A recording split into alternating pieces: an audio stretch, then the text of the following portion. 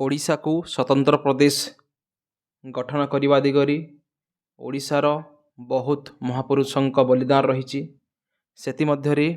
मधुसूदन दास, गोपबंधु चौधरी, कृष्णचंद्र गजपति, फकीरमोहन सेनापति, गंगाधर मेहेर आहरी अनेक महापुरुष अच्छा जो मानकर बलिदान रही ओडिशा गोटे स्वतंत्र प्रदेश गठन हो। स्वतंत्र प्रदेश कौन आगरू जिते बेले इंग्रेज सरकार शासन करतला से समय रे जिते भी लोक माने ओडिया भाषाभाषी कहते ओडिया भाषा को कहते से माने अधा लोक कौन बिहार रे मिसी जाते अधा मद्रास रे मिसी थे। तो से समस्त लोक मानू जिते भी लोक माने आमर ओडिया भाषा को कहते समस्त को एकत्र करी गोटे स्वतंत्र प्रदेश गठन करने दिगरे से महापुरुष मानकर बलिदान रही।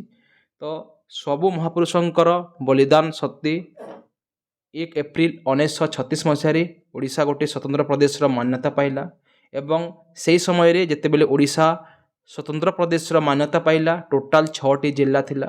से 6टी जिलार नाम होची कटक, पुरी, बालेश्वर, संबलपुर, कोरापुट एवं गंजाम। ये 6टी जिला से समय रे थिला एवं ओडिशार कैपिटल होची कटक थिला से समय रे एवं फास्ट गवर्नर थिले सर जॉन ऑस्टिन हबाक एवं से समय रे चीफ मिनिस्टर पदवी नथिला।